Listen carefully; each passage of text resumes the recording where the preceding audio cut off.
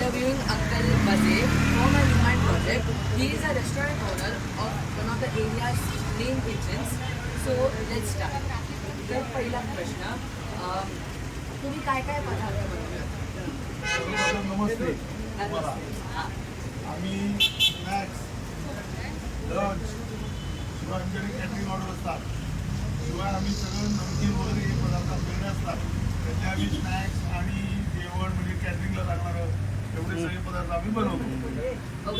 तर तुमचे कस्टमर्स कोण कोण असतात? इकडच्या लोकल एरियाचे आजूबाजूच्या सोसायटीजमधले असे या बाजूला आमचं स्कूल आहे, या स्कूलमध्ये स्टुडंट असे आमचे कस्टमर्स असतात. ओके.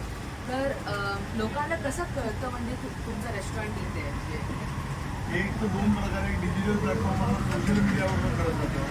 सेकंडली दुकानाला आमच्या बरीच वर्ष झाल्यामुळे माउथ टू माउथ ॲडव्हर्टाईज असते की एक जण दुसरा सांगतो, दुसरा तिसरा सांगतो, त्याचा आजूबाजूला सगळ्या लोकांना ते कळत जातं.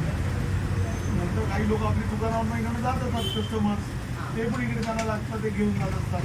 त्यामुळे लोकांना मुद्दाम जाऊन सांगायची गरज येत नाही, आपोआप सगळ्यांना कळतं. तर तुमचे किचन आहे ते कधी चालू झालं? आमच्या किचनला चालवून जवळपास 20 ते 25 वर्ष झाली. फिर तुमचं टायमिंग कधी असतं, म्हणजे कधी ते कधी काम करतात? मॉर्निंग सकाळी 7 वाजल्यापासून रात्री 9 वाजेपर्यंत आमचं टायमिंग असतं. त्याच्यामध्ये थोडा वेळ बंद होतो लंच ब्रेक. हां, ते असायलाच पाहिजे. हां, फायनल प्रश्न आहे माझ्या तुमच्यासाठी. तर कोणाला हे हॉटेल नाही तर रेस्टॉरंटचं इंडस्ट्री एंटर करायचं आहे, तर त्यांना काय 5 स्किल लागतात तुम्हाला वाटतं? एक तर त्याला या सगळ्या गोष्टींची आवड पाहिजे. त्याला एंटरप्रिनरशिप जी आहे ती कशी करायची आणि लागणारी मेहनत करण्याची त्याची तयारी, त्याची मेंटॅलिटी आणि त्याने 100% त्यातून काम करण्याची त्याची जबाबदारी म्हणजे काय हे कष्टाचं काम.